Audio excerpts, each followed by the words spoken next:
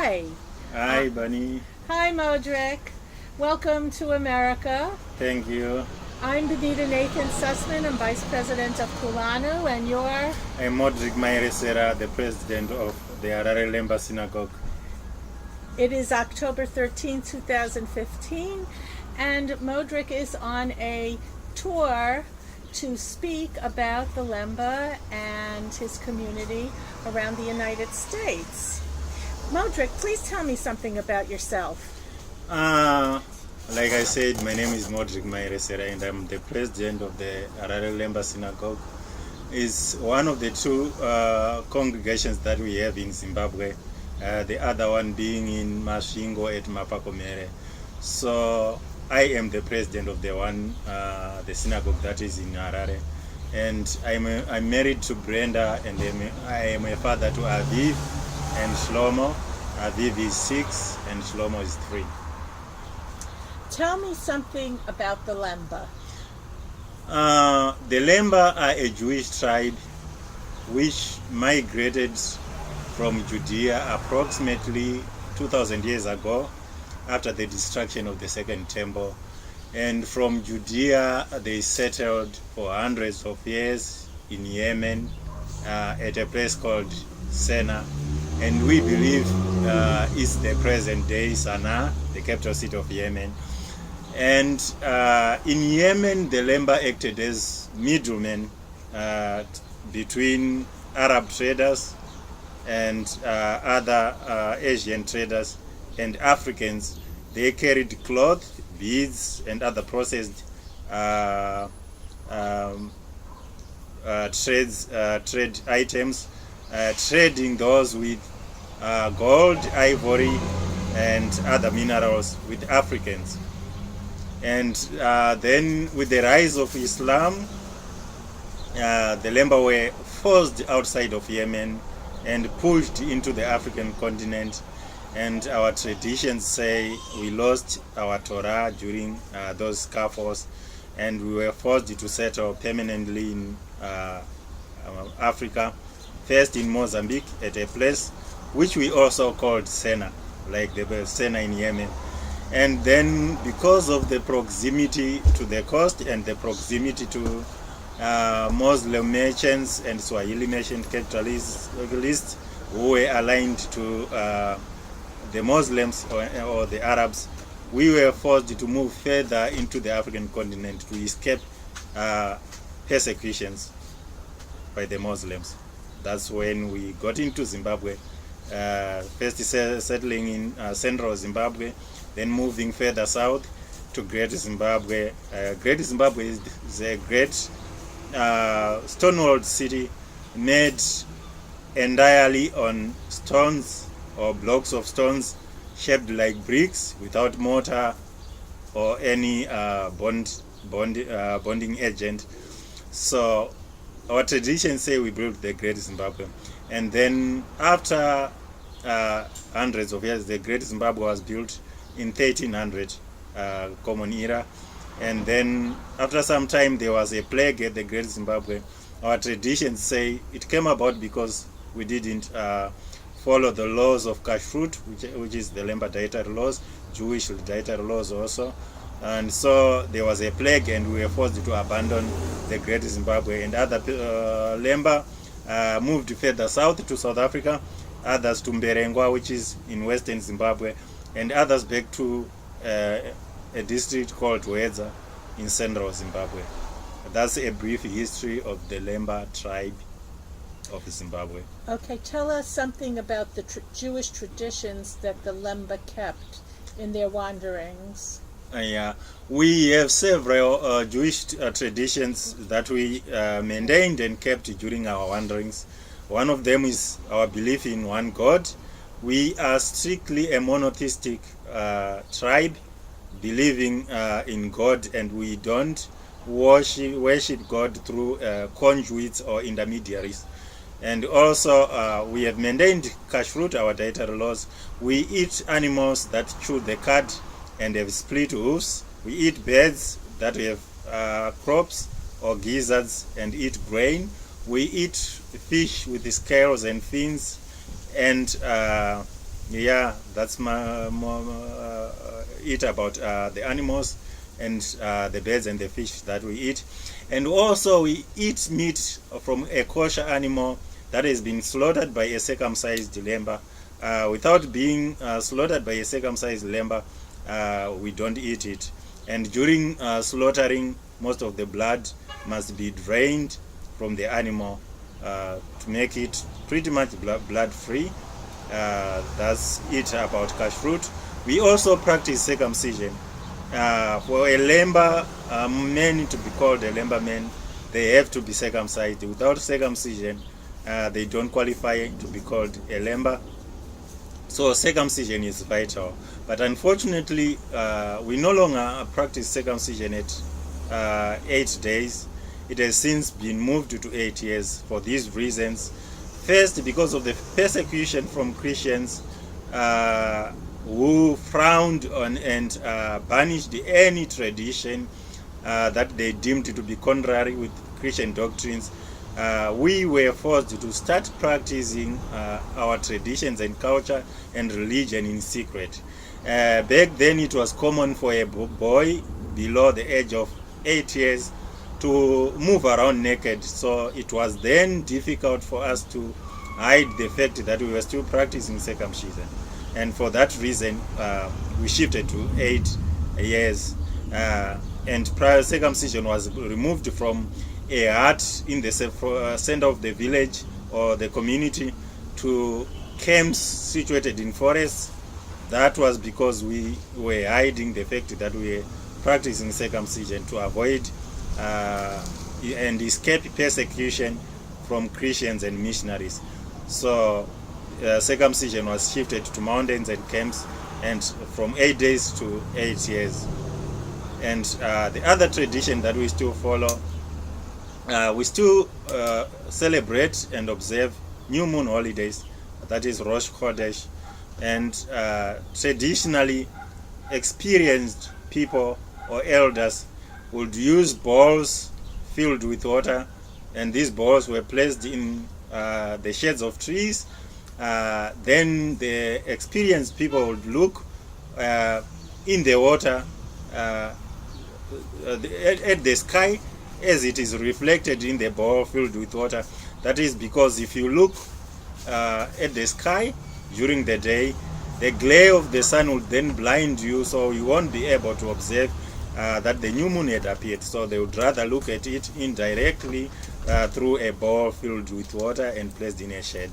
And once it was observed that the new moon had appeared, the person who first observed would then call a witness and then a second witness, and then could tell the community leader, and then officially the new moon holiday will be announced and it will be declared a holiday. Wow, that's really very interesting. I want to ask you 2 questions about what you said. I know about your laws of kashrut. Can you tell us something about locusts? We have locusts that are kosher and that we can eat, locusts and crickets. How do we tell that a locust or a cricket is kosher? First, for locusts, they have to have kickers, that is big hind legs, which they use to launch themselves when they are flying or jumping. And also they have to have 2 sets of wings, the outer wings and the inner wings. And the inner sets of wings must have a uniform color. If it's green, then they all have to be green, not striped with or having two different colors. If they are red or orange, they have to be entirely red or orange with one shade of color.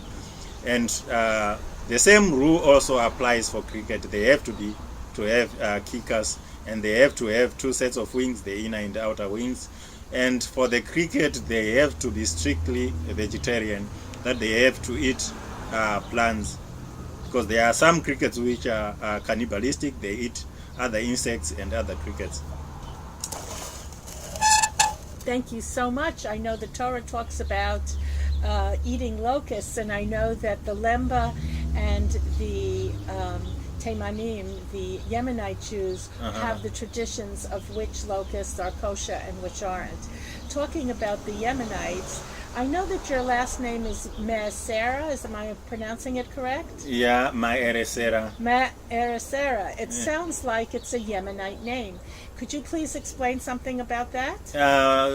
That is probably true, and I won't be surprised if it's a Yemenite name in origin, because our traditions say we settled in Yemen at Sena for hundreds of years before we were pushed out by the Muslims.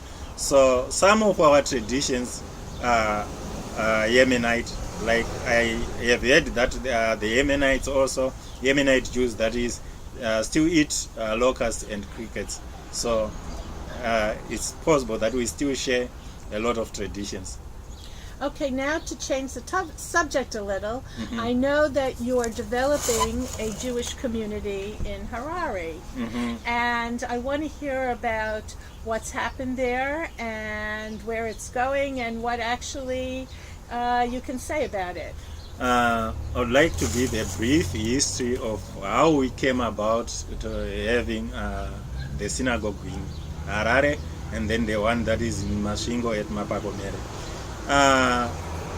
Back in 1996, that's approximately 10 years ago, the elders decided that for our traditions, the little traditions that we still had to be preserved, and for us to recapture what we had lost during our isolation, then it was imperative that we come back to mainstream Judaism.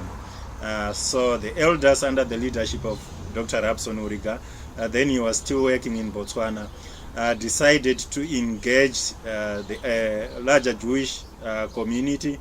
So they got in touch with Sandy and Jack Zeller. Who are Sandy and Jack Zeller? Sandy and Jack Zeller, they back then were working with Kulanu. Sandy is still working with Kulanu. Jack has resigned.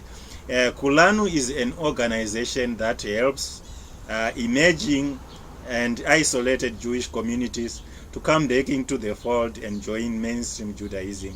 So when they got in touch with Kulanu, Kulanu started helping us come back into the fold, linking us with fellow Jews outside our own country. So ever since then, they've been helping educators us in giving us Jewish education. And in 2013, after my first US speaking tour, we opened a synagogue in Harare. The reason being, initially Lemba lived largely in communities in the rural areas, but there were some young Lemba who were moving into cities to look for employment or education. So those needed to be catered for during this endeavor to come back into mainstream Judaism. So the Harare Lemba Synagogue was opened with this idea to cater for the Lemba who were moving from the countryside into the city. And ever since then, we started learning. First, Kulanu sent volunteers, Erwin and Elaine Berg, and they taught us for the month of October in 2013. And after them came Gershon, who was paid for. Gershon Dua is a Jew from France. He was being paid for by Kulanu also to come and teach us. He taught us for 4 months from January to June. And after him came Sarah Eisen, a young lady from New Jersey, USA, and she taught us for 3.5 months from October to mid-January. And then came the Feinbergs. They came twice actually, in 2014 and then August 2014 and then August 2015. So we came a long way since we formed this congregation and to reach where we are now. When we started, we didn't know how to conduct a service. We would read pretty much through the Sidua, and there was no kavana in the service. We didn't sing, but now we can sing most of the songs, chant most of the prayers, and our service is improved a lot since we started the congregation. Wow, that's really very, very impressive. I know Kulanu, I'm on the board of Kulanu for a bunch of years, and I know one of our major projects is how can we help the Lemba develop themselves in their Jewish practice. You are definitely doing a wonderful job. Oh, thank you. But you're doing a fabulous, wow, job. I mean, now there's a community there where travelers can go and they can feel part of a Shabbat service, and the community is growing and reaching out to others, and I only wish you blessings. I know that you have an instrument here, and you told me that it's a Lemba instrument. Could you tell us something about it? And I want you to play something. It's called Mbira. Mbira was invented by the Lemba about 400, 500 years ago. The Lemba were blacksmiths. They used to make arrows, oars, spears, and other instruments. So when they were working in their forges, blacksmiths' forges, using the anvils and hammers, beating small pieces to large pieces of metal, they realized that different metals, pieces of iron or metals, depending on their size, made different sounds when they were hit on the anvil by the hammers. So they invented this instrument, arranging the small pieces of metal according to their size, and they make also different sounds according to their size. The smaller the piece, the higher tone sound it makes, like this.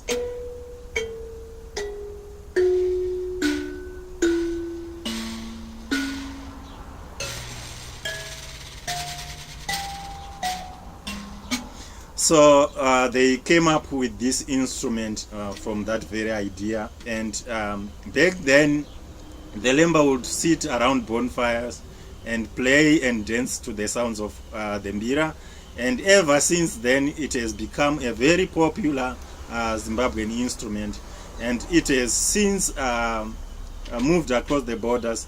People in Malawi, South Africa, Botswana play it, the whole of Southern Africa. And even some people come from the USA. I have seen YouTube videos of people from the USA. We have gone to Zimbabwe to learn to play the Mbira.